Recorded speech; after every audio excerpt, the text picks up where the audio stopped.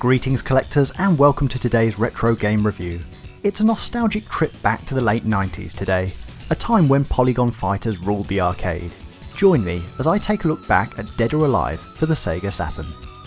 The first round of Polygon Fighter had been held between Sega's Virtua Fighter and Namco's Tekken series. The arcade rivalry spilled into the home console market and formed the basis of the early 32-bit rivalry between the Sega Saturn and the Sony PlayStation. Numerous other game publishers came along to try and take the crown, including some truly dreadful imitations such as Fist. With so many imitators though, how would any other series stand out? Tecmo thought they had the answer in the way of Dead or Alive. Would it be better graphics, better sound, or gameplay that would define the game? No, it was good old-fashioned skimpy clothing and some very bouncy physics. Lots of very bouncy physics. Now, before I get into this too much, it's worth saying that Dead or Alive is actually a really solid game, although a little bouncy in places. Perhaps most similar to Virtua Fighter 2, Dead or Alive boasts some excellent arcade action, memorable characters, and there is actually a game in here. It's not a sellout, and it really is a bona fide decent fighting game. The game allows the player to really customise the game in all manner of ways, from the ring size, life gauge, timer, match points, and of course a bouncing breast mode. It's not often I say that in a review. My preference is to fight in a small ring and enable extra floor damage. If an opponent is knocked down on the perimeter of the ring, they receive bonus damage and a flight into the air for their troubles. It's a mechanic that keeps the game fresh and really makes you look for the knockout. As with most games in this genre, the player can win via a knockout, a timeout, or a ring out. Most players will opt for the knockout option though, as it's the obvious intention of the game. As I mentioned, Dead or Alive really is a serious attempt at creating a Virtua Fighter 2 beta on the Sega Saturn, and I really think that they made some great headway here. I'm a huge fan of Sega's Virtua Fighter series, even owning the arcade cabinet myself, but I do admire that Tecmo threw a lot at this first outing of the series. Each character has a set of combos, grapples, and counter moves.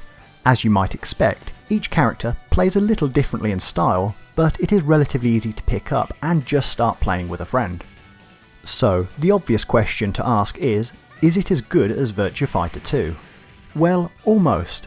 There's not a lot to choose between them in terms of presentation, but Virtua Fighter 2 edges it for me mostly based on personal preference, and I find the overall control system easier in Virtua Fighter. This is mostly due to years of playing it though. There is, however, a good argument that Dead or Alive offers more in the way of alternative costumes and does update the formula a little.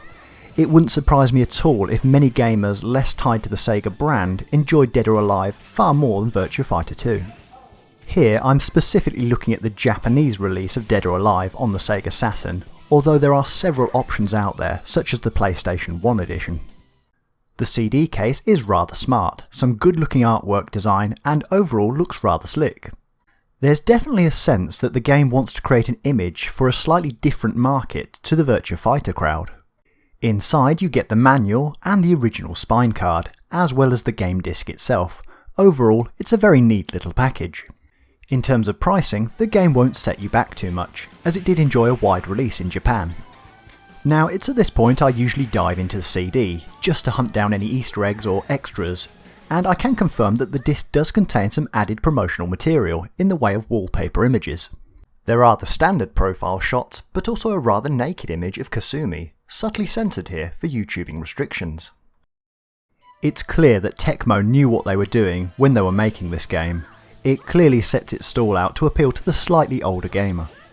In terms of playability, I really enjoy Dead or Alive. The cast of characters are fun, the matches provide a really good challenge on the harder difficulty settings, and the presentation from start to finish is of a really decent standard. There's a couple of playing modes, from classic arcade mode to a more survival based option, and the high level of customisable elements make Dead or Alive stand out in a sea of polygon fighters. Dead or Alive did of course go on to many other games in the main series and spin-offs, but this original edition was a very solid platform for the series to grow from. Whilst the controversy often foreshadows this game, it would very much sell the game short to say that it was nothing more than a quick cash-in on the genre. It looks and plays very well for its age, so I definitely recommend giving this one a try. I think that the message, at least for this first edition of the game, is to join for the adult nature of the game, but stay for the great experience. Get ready to fly!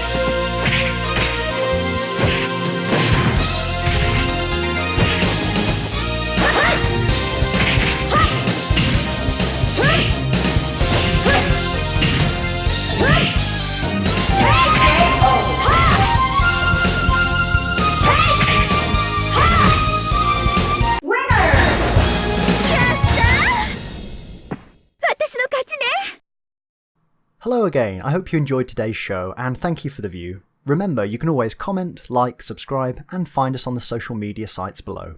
Happy collecting!